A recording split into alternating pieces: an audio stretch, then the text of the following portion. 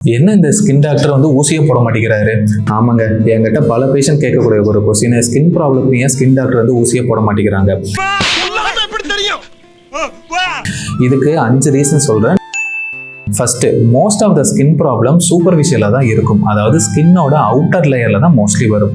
அதுக்கு டாப்பிக்கலாக கொடுக்கக்கூடிய cream, ointment, gel, sometimes tablets போட்டாவே போதும். செகண்ட், அந்த மாதிரி டாப்பிக்கலாக கொடுக்கக்கூடிய க்ரீம் அண்ட் ஆயின்மெண்ட் தான் safer, effective and more appropriate way of treatment.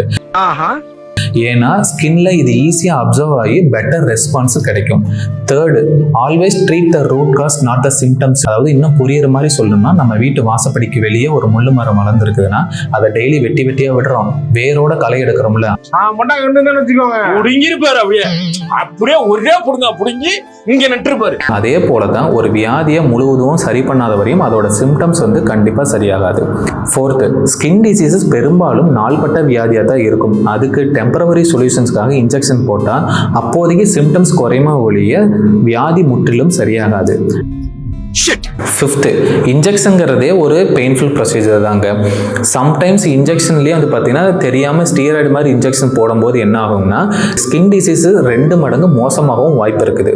பின்ன எதுக்கெல்லாம் தான் சார் இன்ஜெக்ஷன்லாம் போடுவீங்கன்னு கேட்டிங்கன்னா, சில special conditions, for example keloid மாதிரி வரக்கூடிய தழும்புகள், புழுவெட்டுன்னு சொல்லக்கூடிய alopecia areata, sometimes severe type of psoriasis, then hair fall ட்ரீட்மெண்ட்டுக்கான அந்த பிஆர்பி மாதிரி ப்ரொசீஜர்ஸ்க்குலாம் வந்து பார்த்தீங்கன்னா இன்ஜெக்ஷன்ஸ் வந்து யூஸ் பண்ணணும். அண்ட் ஃபைனலி, ஆஸ் எ டெர்மட்டாலஜிஸ்டாக என்னோட பெஸ்ட் அட்வைஸ் என்னன்னு கேட்டிங்கன்னா, தற்காலிக தீர்வுக்காக இன்ஜெக்ஷன் போடாதீங்க. தேங்க்யூ.